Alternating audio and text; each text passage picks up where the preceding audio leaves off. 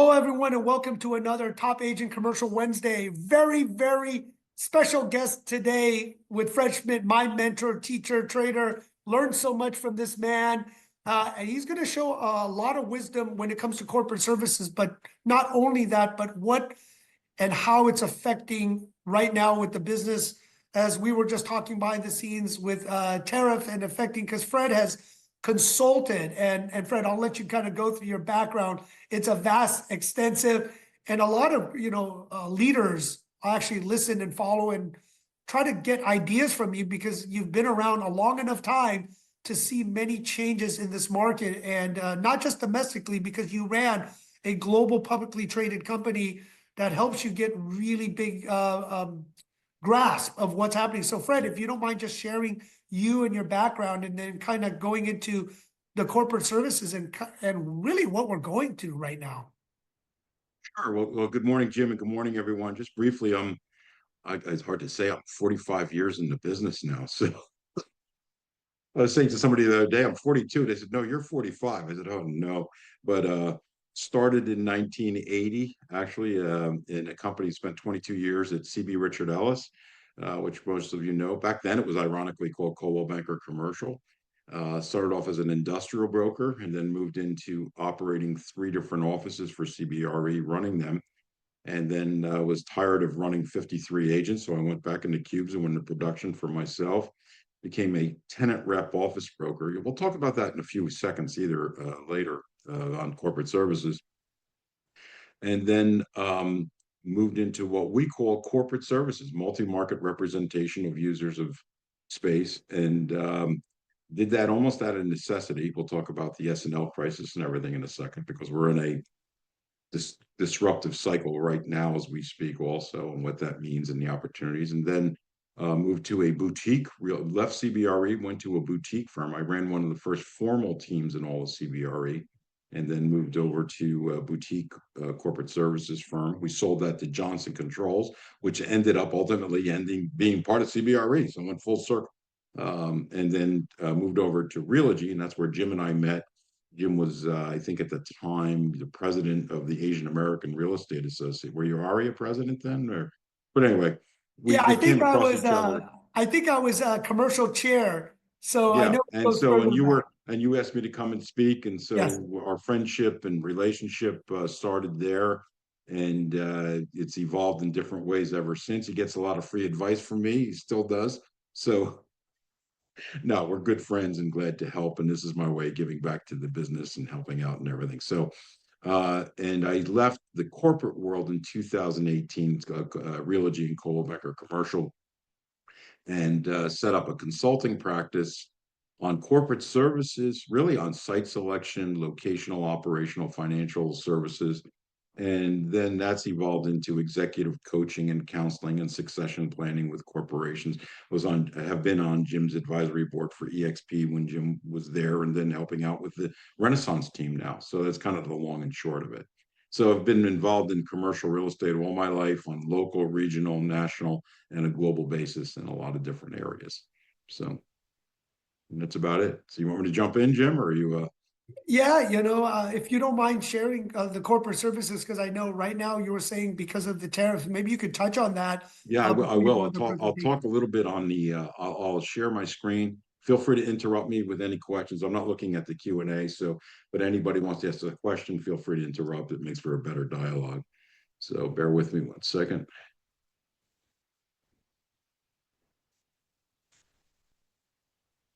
And hopefully you all can see that, right? So this. We see it. Yes. Yep. Okay, I'll move that down a little bit. Okay, I just did my introduction. The Renaissance Global, okay, is something you should all be familiar with, and that's the vehicle or the platform that we're delivering the corporate services through in conjunction with EXP. Jim, myself, Jeff Finn, I'm missing some other folks. A lot of us, Jerry Anderson, are founding members, and it's a very good team with a quite extensive background in corporate services, I might add. Jeff and myself, Jeff at NAI and myself at Coldwell Banker Commercial. And prior to that, as I told you, ran these departments and those operations. And so I'm going to talk a little bit of what corporate services would mean to you and what it means. So let me move to the next slide.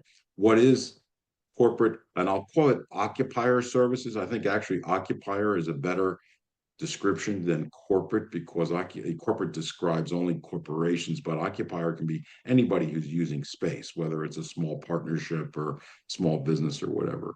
And then why corporate services, and then talking about the benefits of that, probably from a personal perspective. So corporate and occupier services, really simply put, is the representation of users and occupiers of space on a multi-market basis. Okay. And multi-market is the key operative word. So most of you are probably dealing with your local clients, and then how do you mushroom that up into multi-market work? And I went into that as a tenant rep office broker. That's how it had started. I was doing 15 to 20 deals a year, pitched a couple of a bank here in New Jersey that became part of First Union. And I didn't know that at the time. And the bank said, well, can you handle our bank branches for us in the greater New York area? It's First Fidelity Bank, which became part of First Union, which ultimately is now Wells Fargo. Okay. So it's when back in those days. And I went from 15 to 20 deals a year to 45 deals to 90 deals to 120 within 100 days.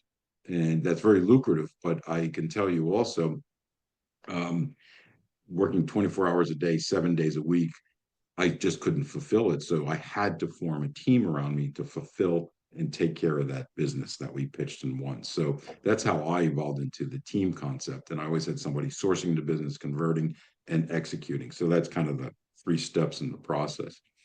But the other thing is, incrementally on each deal, I knew each year I had my costs covered. I like the certainty of the income streams. It's more predictable income than it is in brokerage.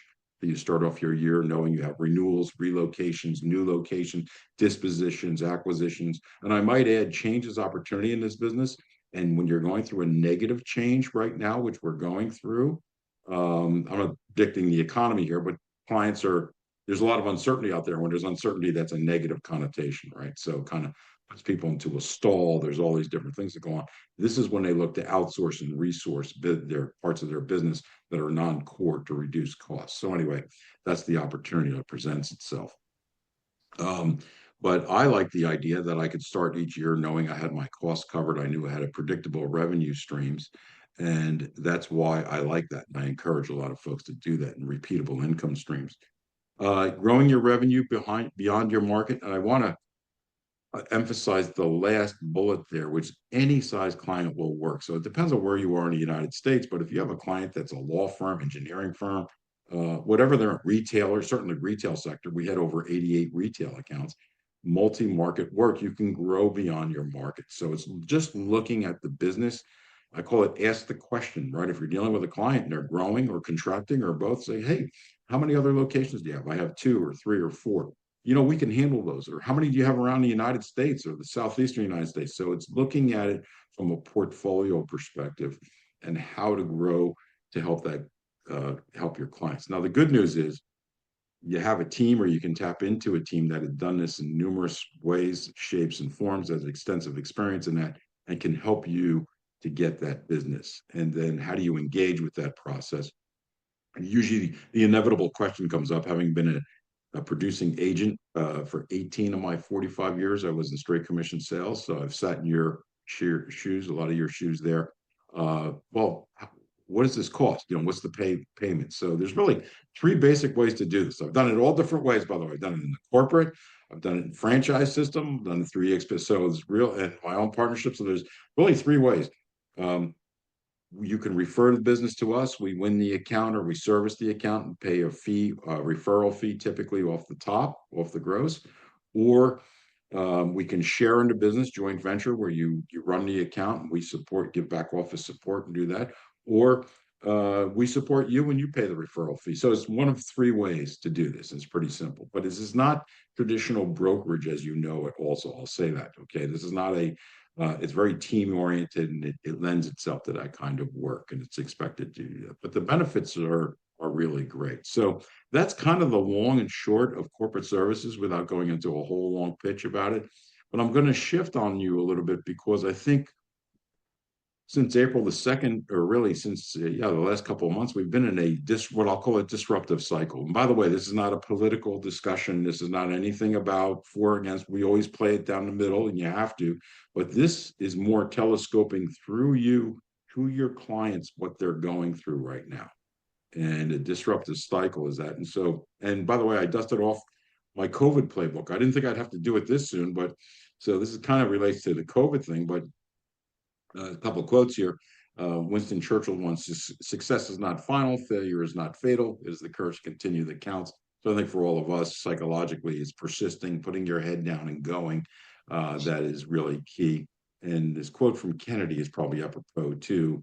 Is change is the law of life, and those who look only to the past or present are certain to miss the future. So what our jobs are not to look at, you need to understand the history. You need to, because it will inform you, the past will inform you of the future, but you need to look to the future and see what's coming at you and be able to deal with that. Most importantly, not for yourselves psychologically, but also for your clients, to try to create certainty in an uncertain moment. That's the opportunity that's here.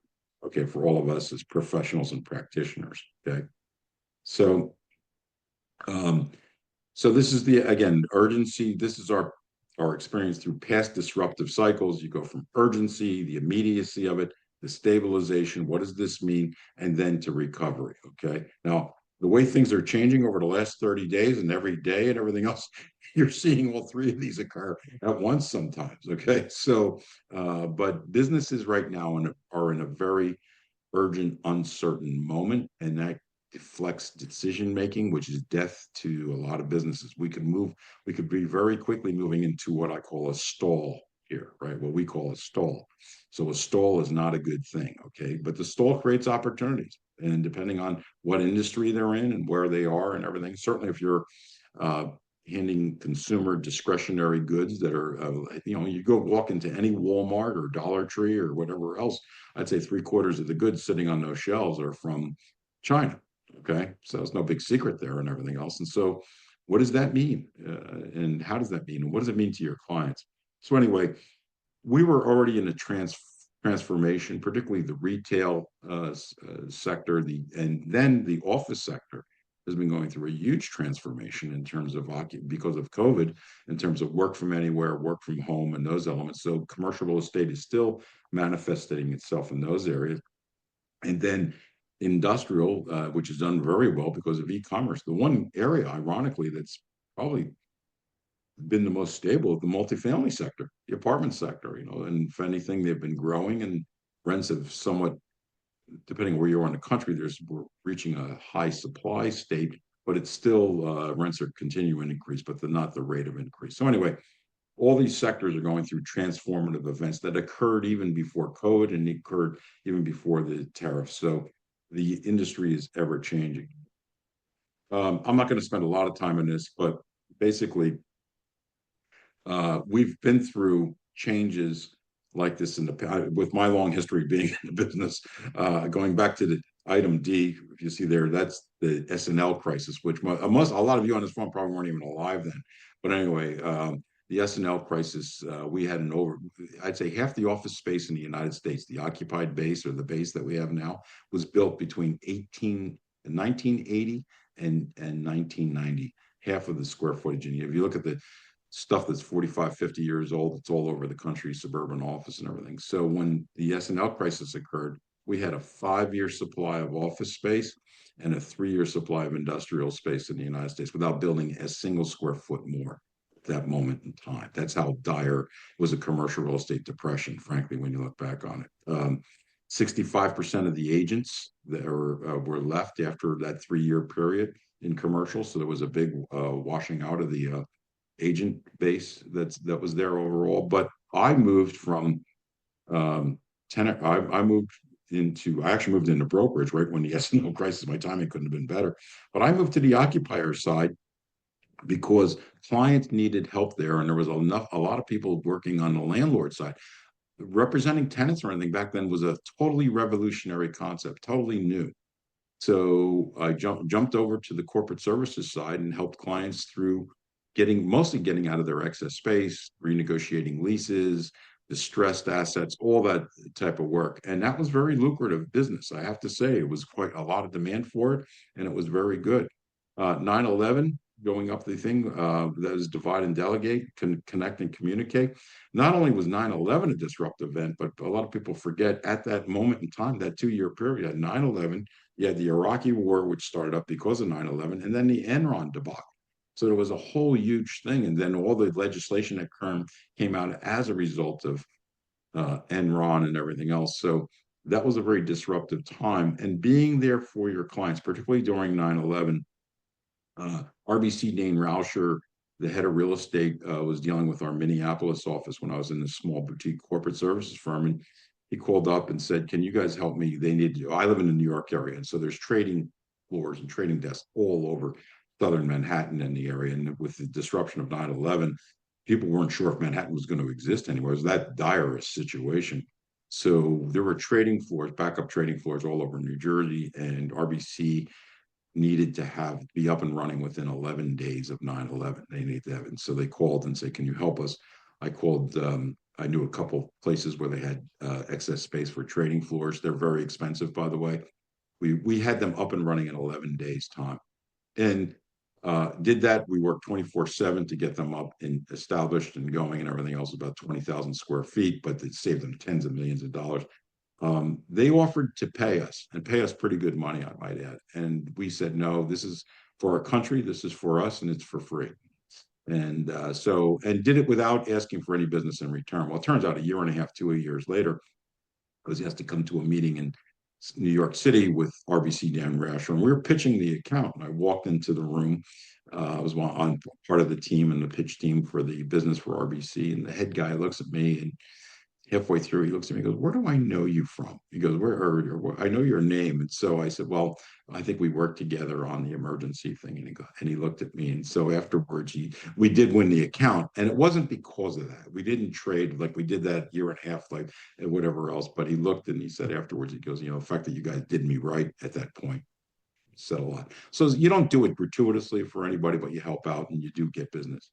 The financial crisis, pivoting that truly was a earth-shattering event.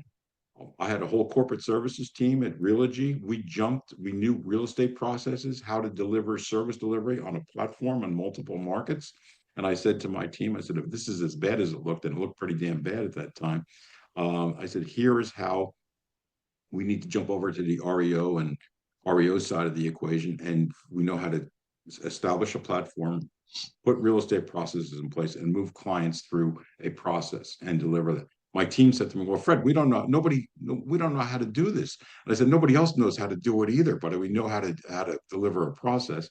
And so we pivoted over to that, and then it's probably why I became president of Coldwell Banker Commercials, because we were the most profitable group in all of Realogy for a 3 or 4 year period, just handling all the distressed assets for the banks. We handled Fifth Third Bank's portfolio, everything in Fifth Third Bank's distressed asset portfolio, and some of Chase and stuff. So the point I'm making in this, not to talk about myself or whatever. And by the way, COVID was workplace strategy and workforce consulting. So you weren't doing deals, you were learning to do a consulting practice and what to do with their workforce. That's where the need was. And my point is, it's learning to adapt to the changes that your clients are going through. That's the key, and how to make money from that. So, any questions right now? Any thoughts? Okay. So if there's one slide that's the most important slide in this whole deck, and I'm almost done, by the way, so don't worry, I'm not too much longer. It's this slide right here. And what do your clients want, and what do they need as they're going through a disruptive event like they are? And a lot of your clients will be.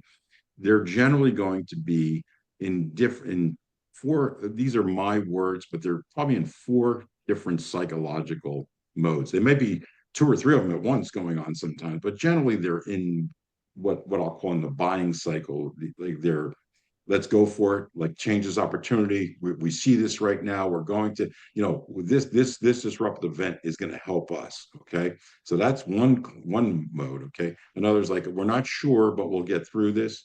We're not sure, but we know we can get through this. And that's another mode. And then the other one's like, We're not sure yet. We're intimidated. We're pained, but we're patient. We'll see what happens. And then the other one is hunkered down, slam on the brakes. This is really bad. Now I'm here to tell you, you need to understand where your client is in that cycle, because you're not going to, if they're the first two, hunkered down or intimidated, you're probably not. In fact, it's going to be counterproductive to try to sell them real estate. In fact, if you give them the happy HS, excuse my words, hey, this is great, let's go for, that kind of thing, that's going to be counterproductive. So you got to see where they are in their buying. And by the way, this is applicable in any kind of market situation, but certainly in this.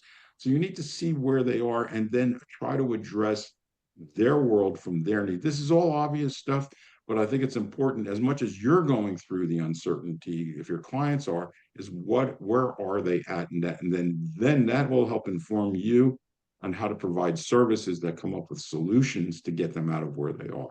Okay. So you need to be conscious of not being in the selling mode if your clients are in different sites, and you need to find that out and find it out quickly. And I can guarantee you, almost around the country, there are going to be clients in the first two right now. Okay. So you need, again, I'm not saying you shouldn't sell to them, but you're selling in a different way.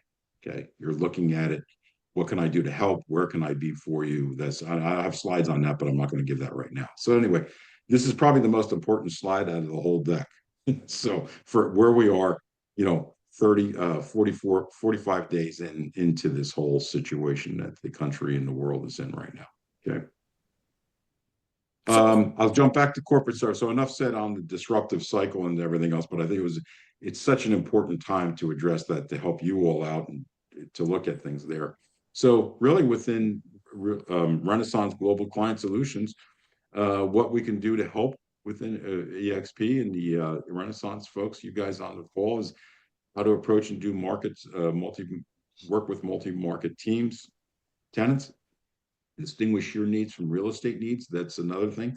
How to provide field delivery. So there's one side of this is, okay, you work with a client, you win the account, but then the field delivery is the execution in the local markets approach. So there's two sides to this, right? There's the field delivery. So the Renaissance team, EXP teams that are around the country, when you bring business to them, how should they be conducting their business, and how do you handle that part of the account when you realize there's an account at stake here? So the field delivery component, what we call field delivery, that's the local office. Okay. So if you're dealing with Burger King and they want to be in 10 locations in Southern Florida, then you've got to do 10 Burger King locations. You're working with local people to do those locations.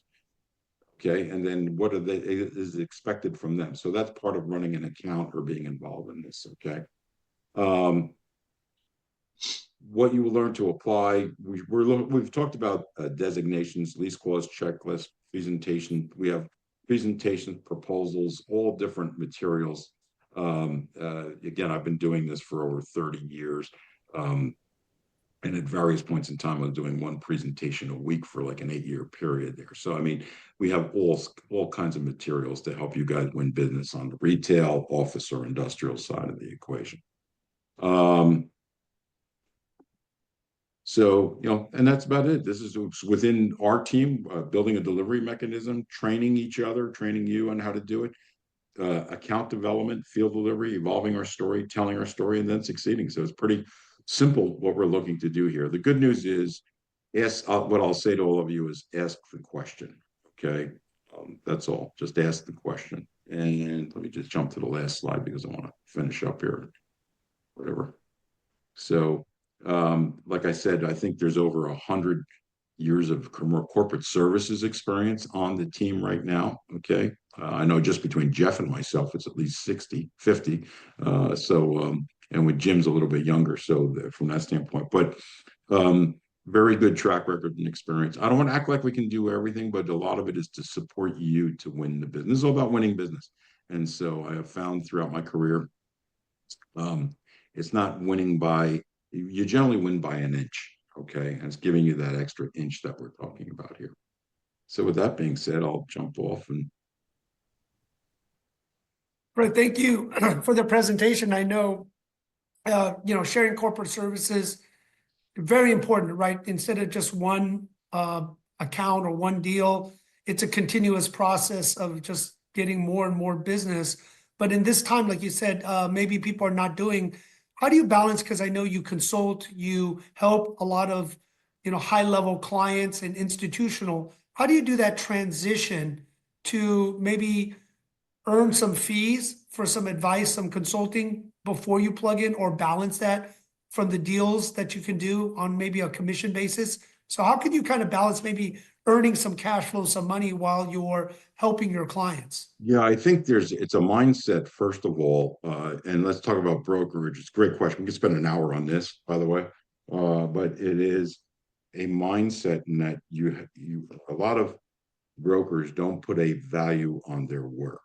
Okay. So number one is getting in the mindset of saying, hey, it's not free. Okay. I always hear that for free. In fact, one of the things, and I think it even on the residential side now, they're going through this with buyers, brokers, and all the lawsuits and everything that's happening is like, well, you think about it, the buyer really pays the commission. Yeah, I understand there's an exclusive right to represent or, on the listing side and all that good stuff. But you think about it, there's consideration for the deal that comes from the buying side. So the buyer, so why shouldn't you have a buyer being represented? Anyway, that's another story. But on the commercial side, putting a value on your work, showing what the work is, particularly even if it's only commission based, and saying, okay, here's the number of hours I have to put into this. Here's the work that's involved. And in corporate services, let me tell you, they get to have it down to a sign. Here's the number of transactions we're involved in. Here's what it cost us to my cost. So maybe you pay yourself a salary and say, okay, I'm worth $150,000 a year plus the loads. What are the benefits and everything else? And then this is my cost to break even. And if clients will say, well, I want to do commission sharing, well, here's my cost benefit, here's my P&L around this account before we share commissions or fees. Here's what it costs me to run this account, to do this work for you. So it's getting into that mindset that there's a value to your services. I can promise you, having worked at CBRE and Cushman, or not Cushman, CBRE and a lot of different companies over the years, they all put an hourly rate and they put a cost plus, and then they say, here's what it costs to run these accounts. So it's getting into a mindset. On the consulting side, same thing. It's like looking at an hourly rate, although hourly can get you in trouble sometimes. So there's a whole skill with that. More on a scope of work per project basis. Here's what it's going to cost us, and here's there. Interestingly enough, a lot of agents are very afraid. I shouldn't say afraid, but are hesitant to ask clients for fees. But yet clients are very used to paying fees for accountants, lawyers, other services. So you got to get in the mindset and say, okay, yeah, here's what it's going to cost me for this scope. Here's what the payment is, because it isn't fee based. Or you can translate it over to fees. That's the really good equation where, okay, if this results in a transaction, then we'll offset our fees with the transaction costs. So it's just Fred, getting in a mindset. yeah, no, I love that, you've had that large scope, for so long and putting it and evolving because, different from residential, and some people are kind of making the move is to put value on what you're doing. Well, And let me give you an example. And I went through it, and it's an art and a skill at the same time. With COVID, was this really accelerated because we were dealing with a lot of clients that were looking at their occupancy because people were working from home, work from it. They had no idea what their need for space was going to be because they had no idea where their workforce was going to be, right? So it wasn't transactional. There wasn't any way. They just didn't know. So you had to go to them and say, okay, we'll do a workforce strategy. We'll understand your needs. Then what are your occupancy levels what are your space standards for your people when they're working from home? Stuff like that, right? What kind of computer system should they have? What type of using Zoom communication strategies, all those different things. And so that had to be consulting. There was no way around it. It wasn't transactional. And clients were more than willing to pay for that. and then that's the thing, Fred. I think all of us kind of working together, watching it evolve. Obviously, disruption with EXP. I think you found it very interesting, and like you're saying, constantly evolving. You saw when they were only using. I don't even think you had a fax machine when you first started, right? They didn't have computers for sure. Oh yeah, I'll tell you guys a little funny story. I was at CB Richard Ellis, and I was handling Prue Insurance, who's in Newark, New Jersey. It was 20 minutes from where I live. And Prue Insurance, we were working on their occupier portfolio, and they were one of our largest accounts, and I was the account manager. And Prue comes to me and says, we want you to have a fax machine because we're going to send you leases and everything. And so I said, well, we don't have a fax machine in our office. Prue bought me a fax machine. They bought it and put it in the office. Okay. And those weren't cheap back then. And the head of the office, this machine comes in and sets it up, and the head of the office says to me, he goes, the guy running the office, who was a good friend, and he said, "You can't have this. Like, this is company policy. Like, we don't have fax machines in our office." I said, "Well, you go tell Prue. They just bought it for us, and it's in the office." And the company was so, Jim Didion was the president, COO at the time, was so embarrassed they put a fax machine in every CBRE office in the United States a week later. So anyway, sometimes your clients lead you to where you are, so And so, that's the thing, Fred, where right now, with all the changes going on, diversifying your business, plugging into what we're trying to put together with Renaissance, and I know we'll share more, is to allow people to do what they're doing well, collaborate, right? We always hear the word leverage with other experts to make a fee, right? Because there's always that commission compressment fee compression, but your knowledge and your connections and your time is what you got. And how, you put in with other experts, like you were saying, with your knowledge and expertise, so you can make money. They focus on what they need to, but they bring some good accounts that could actually keep them going, keep them alive, help with consulting fees to, right? Well, you've been around 40 plus years, stay in the game. yeah, It and doesn't help underwriting, and I'm glad you brought if up you the leave. fees. They're pretty predictable income streams. On a personal level, that was big to me, because I knew I had my year made, or my cost covered going into the year, which afforded me less stress and less, all the things that go with commission sales, right? And so that was very helpful. If you look at a CBRE or JLL, Cushman and Wakefield, and you go on their and by the way, I would encourage you to go on their quarterly report. You get a lot of market information and data, what's going on out there. But one of the things they look at, Wall Street looks at, is predictable income streams. Unfortunately, it's not brokerage. That's sick. That's not as visible. But corporate services, property management, those are the things they look at to say, okay, what kind of like fire services. So for yourself, as we're our own little P&L for each one of us as individual practitioners. How much predictable income stream do I have coming in over the next year or 2 years, and taking that uncertainty? Now, incrementally, you may make less money on a per deal basis, but I'll submit to you the predictability of that is worth every penny. And I think that's what everyone needs to understand, how to plug in, how to and this is what I was always sharing, Fred, more than any other time. Remember, before you're just an agent for the company, but this is the first time it's actually flipped, where you now are your own brand. You are your own company and business, and plugging into companies. And then it's just your choice, how you want to split, where you want to be, and all those others. But this is the one time that I've watched, in my time, just how much you can build you.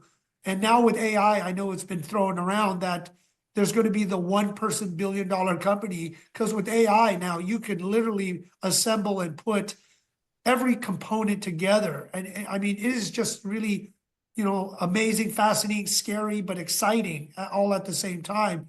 I mean, so just kind of advice of how could people plug in? Because maybe people that haven't worked on corporate services or occupier services or large accounts, how could they just even get started? I know you maybe share a Yeah, little. and that's why I put that one slide up there.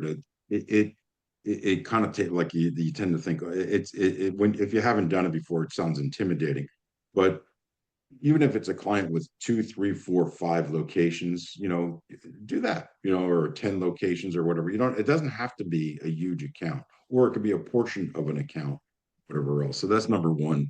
Number two, that's part of why we're on this call, is to help you, give you advice to say, okay, you're going after this piece of business. How do you assess it? You look at the way you look at the portfolio. When I say portfolio, is the client's assets and liabilities in their real estate portfolios, understanding their strategies. I always found that the fascinating part of the business, and that's what I loved so much, was working with clients, and you see the strategy at headquarters, and then you see the local offices, and the real estate's a manifestation of the strategy and how that gets implemented, and you're part of that process. So you just jump in. It's like a lot of things. Just go for it. Look at it. You're not going to know everything, but say, okay, I can help you in this 5 or 6 other markets here.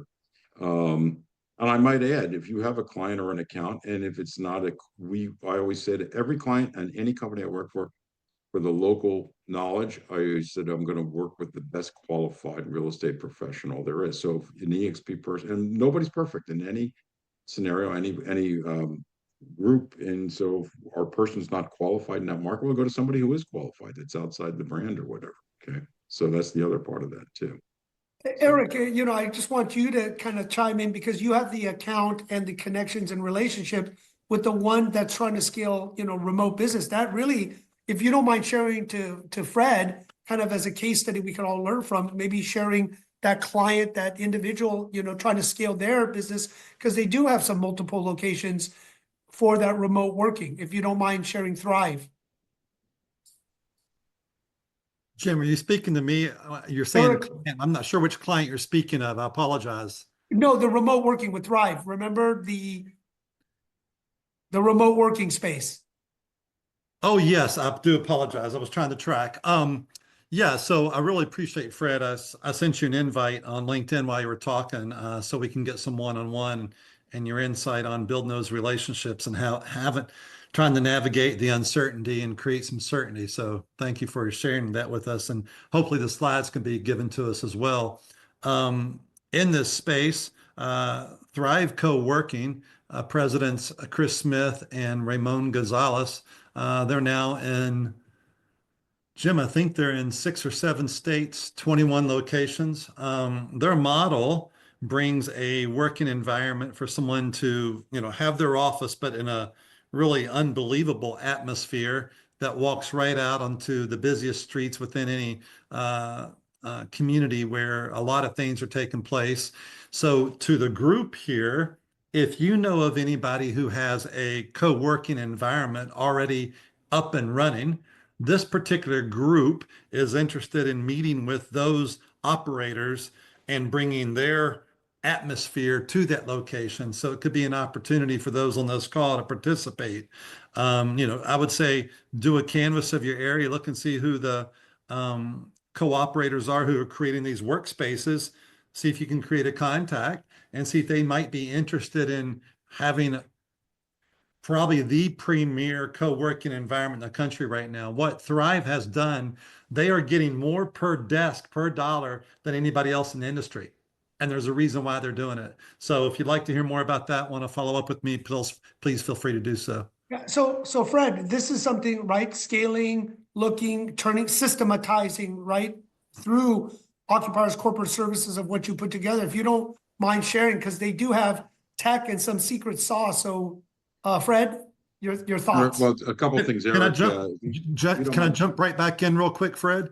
Sure. To add to that, this group, they really create atmosphere. So even when they were up at the CCC event in New York, and they were with the organization that had the building, even though they do co-working, they can create other atmospheres in other buildings. So some of your tenants or organizations you're working with may have the need for such services to enhance their facility, to enhance their atmosphere, to create the right working environment, no matter who they are. It doesn't have to be a co-working environment. And I apologize for interrupting, but I wanted to add that.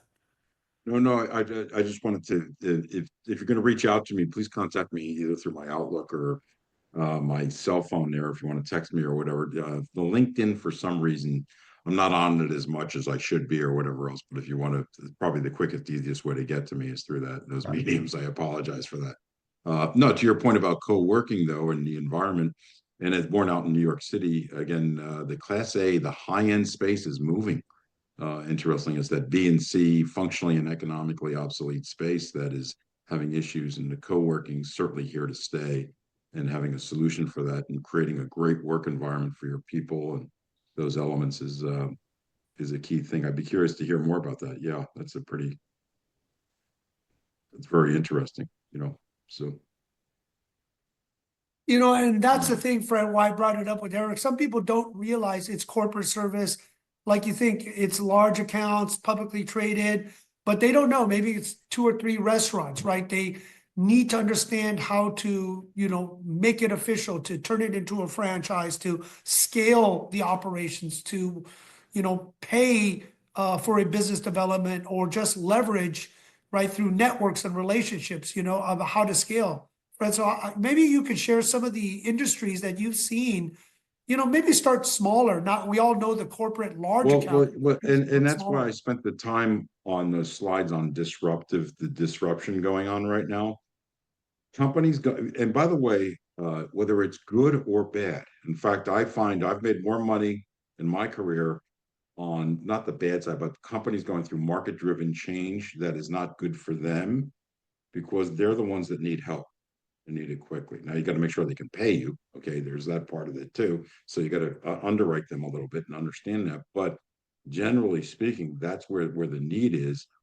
That element is there. So I would suspect there is and I'm just listening to a lot of podcasts and things on this.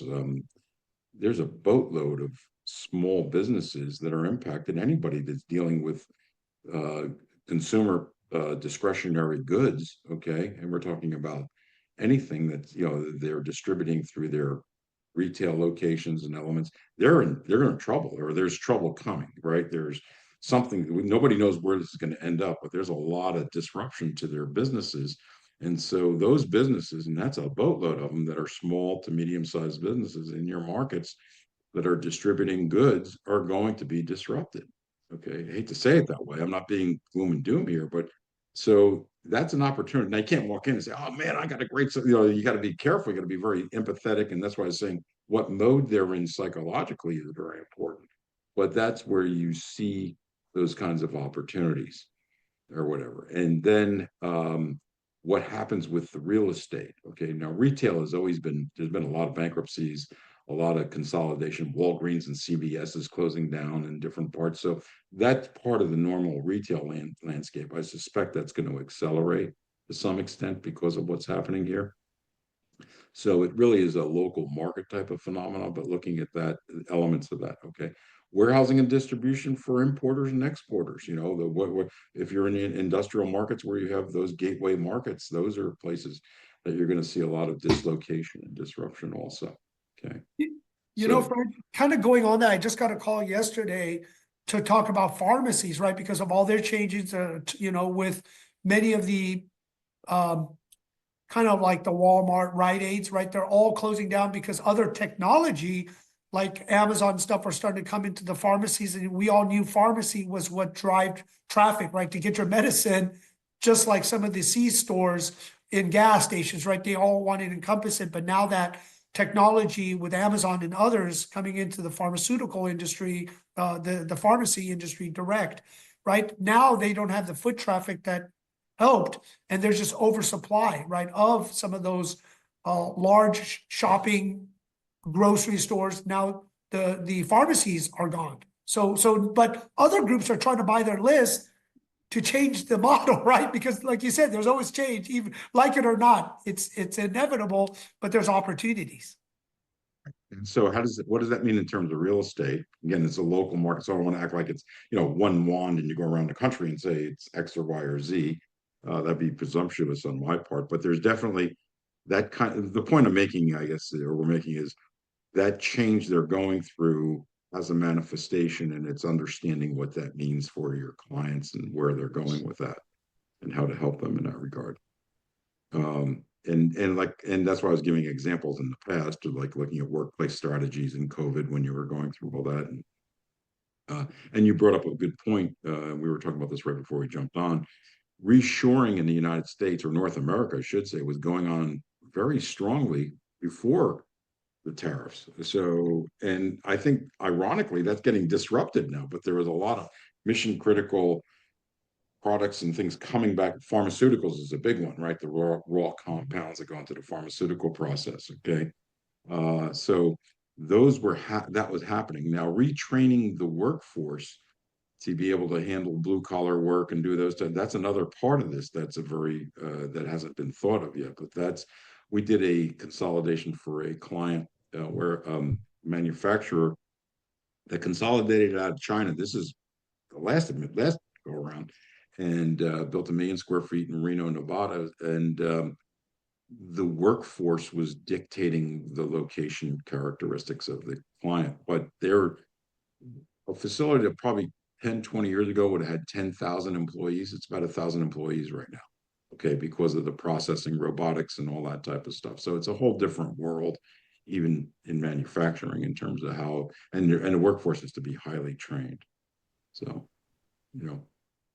Before I ask more questions, I want to open it up still for others, maybe Nelson or Max, April.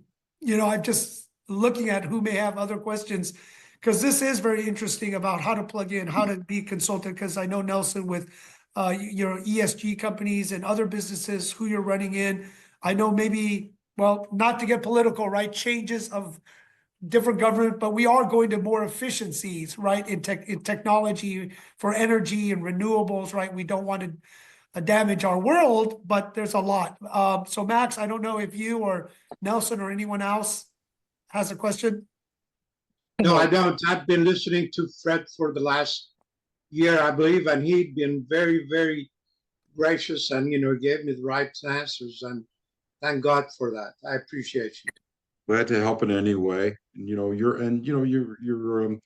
like I said, your client is telescoping through you to your clients right now. They're dealing with like I said, those 4 areas. Their chances are they're pretty good in one of those 4 areas. In any selling, by the way, you're where are you in your resolution of concerns? What are my needs? And then I'm ready to buy, right? And everything. So I just bought a car. It's funny, I just went through it again 2 weeks ago. I just bought a car, and got rid of my Range Rover, which I liked it, but I would never get another one. But that's another story. But I walked into a dealership with my wife and everything, and the salesman, he was 30. You could tell he had done it for many years. We were ready to buy. I didn't need to know what was underneath. We already did all our research. And by the way, and everything. So we went in ready to buy. Now, if he was trying to sell me, like tell me, oh, this car does this. It was a Lexus, by the way. We had a good history with Lexus cars and everything. So we we're buying a Lexus. And we knew what we wanted. He didn't need to pitch us. In fact, it would have been counterproductive, right? We were ready to buy, and he knew it. And he said, here's the car, here's the keys, let's jump in and ride around. And then we came back. So we were in that buy mode, and he read it right away. But a lot of salespeople, and afterwards, he and I talked, I said, I've been in sales all my life, and I always studied the psychology of selling and where clients are in terms of their modes. And you read us right away. He goes, yeah, I've been doing this for somebody. I knew right away, you guys. He goes, the car sells itself. I didn't need to sell it. He goes, you guys already had a Lexus. He asked 2 questions, right? Are you, what, yes, like, have you had a Lexus before? Yes, we did. Boom. He didn't even have to sell the car, right? He knew. He said, okay, the Lexus experience. Let's get in the car and everything else. And you want to lease or buy? Like those 2 questions. That was it, So sometimes we forget, we get in such a pitch mode that you're going to make the pitch that the client's already ready to buy. So, and I'm hitting this hard right now because chances are your clients are not going to be in the buy mode or in the pitch mode right now. They're going to be in a resolution of concerns, and you're coming in with solutions and being there for them. It's probably more important now than selling them something, hate to say it that way, but it's the truth based on my experience in going through these cycles. But it'll pay off for you. It'll pay off big time, so. Nelson, you had a question? More of a comment, I guess. I feel that we're at a highest level of transparency due to AI and information being at the tenant or buyer's fingertips if they knew what to look for. But they're pretty much overwhelmed. So they need to rely on expert advisor or a team of expert advisors that can help navigate the challenges ahead. In every area. So I've always felt like EXP has the potential and a lot of talent to be able to help companies navigate those problems. I've been seeking to try and be a solution and basically sustainability, resiliency, and risk mitigation, and help us see the areas where they can take their current performance, improve their net operating income, or improve their operations for their employees and get higher productivity in the right spaces and the right environmental conditions. And so I think there's an opportunity to offer those services within corporate services. I'm open to discussing some of the solutions that we can overlay. You bring up a great point, and I think it's a couple of points. One is AI. I would encourage all of you to, you don't need to be an apostle for AI, but to incorporate, I use it in my everyday work, and I've always been open to new technologies, new thoughts, new systems. I can tell you, I have a lot of existing content, and just using that to edit and transcribe and it's just unbelievable what it can do. And I think and I'm a neophyte in it. I don't want to act like I'm an expert in AI, but I encourage you to utilize it. You do need to personalize the stuff. I would not create an email and just send it out for me. You can tell if it's AI generated, so you got to kind of edit. But 80% of what would take me an hour to compose something from my materials takes me 30 seconds now, and then I just I make it my voice, right, which is always important. But the essence of it is very much there. In terms of sustainability and environmental, it certainly is like the pendulum swings back and forth, as we're all literally seeing it going, but it's here to stay.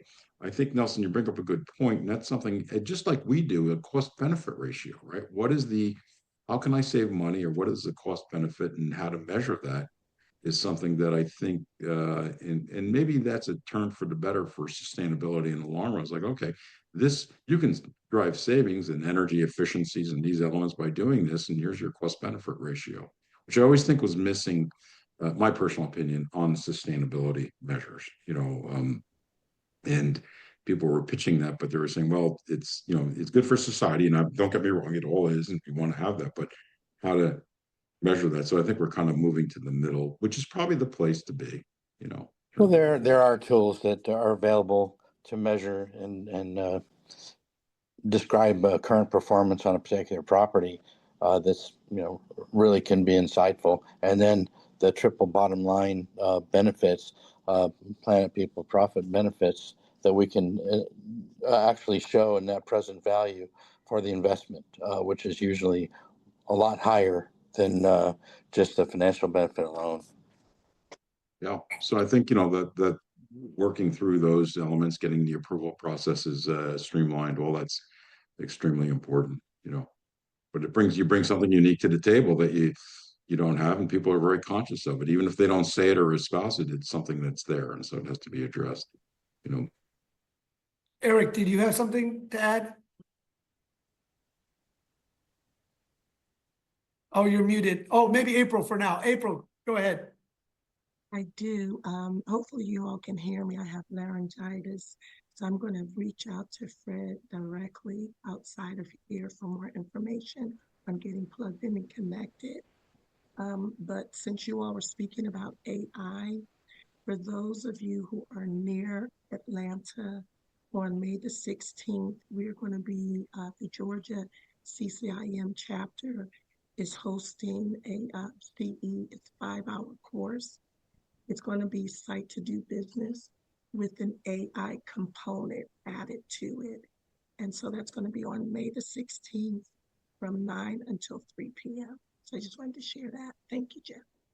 Thank you, Thank you, April. April. And I just wanted to say I've been through during my career, probably one of the biggest supporters of CCIM in the industry. When I was a coal maker commercial, I think we had 600-700 people matriculating or through. I mean, just always loved CCIM. Your Site to Do Business is, I would say that to anybody who's not a CCIM, even if you want to subscribe to that, phenomenal tool. They have the mapping software and everything, and just that alone is worth it. I used that software for a site selection for this 1 million square footer. We were going to do it ourselves, and we went to Site to Do Business and subscribed to it, and you could spend millions of dollars doing the work that it just did. It was very efficient and really good. And I'm glad to hear CCIM is embracing the AI component. That makes a lot of sense for CCIM. So, and here's the thing though, I can do right now through AI, I can throw in a bunch of numbers and say, give me a discounted cash flow analysis. And today's dollars, give me the present value of that. AI does that right now. Okay. So, I mean, that's not an amorphous thing that's out there, but you still need to know the math behind it, which is what CCIM brings to the table. But those like throwing that into the but checking the numbers, right? You have to check the assumptions as you got. Again, I'm preaching to the choir for the CCIMs. Validating the assumptions is always the key, right? So you will know that already.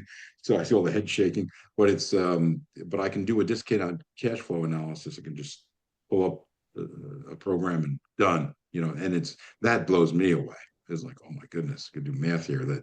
So just incredible. But that's great. Thank you for doing it. Laying down the law. I don't want to even ask you about that part of it, but anyway. Yeah. So. I'll share that with you when I can talk. Yes, feel free. I'm There glad. is a- By the way, I'm there open. is a story Obviously, behind it. glad to speak to any of you, help you in any way, shape, or form, and assist you in any way. I'm at a point in my life where give back and help out, and doing that, I feel very fortunate in that regard. So, for an industry that's been very good to me, I might add. So.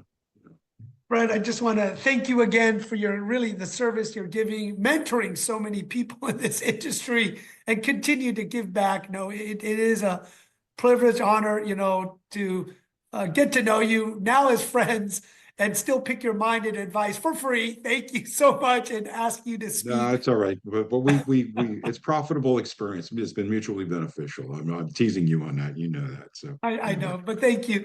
Yeah. And giving back to so many others. And I know you're generous with your time with new agents, even experienced, but a lot of new agents. So again, Fred, thank you for joining Top Agent Nation Commercial Wednesdays. My And thank you pleasure, everyone everybody. for joining us. And reach out Thanks, to Fred. Jim. Thanks, Fred. Alone. Thank you. Feel free to reach out. Thank you. Bye-bye.